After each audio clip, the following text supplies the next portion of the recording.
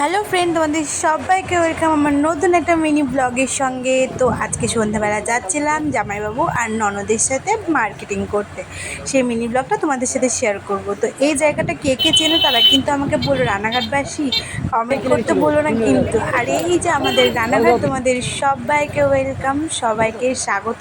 আর ওই যে ওপরে দেখছো, ওখানে আমার একটা বরের দোকান নেওয়া হয়েছে।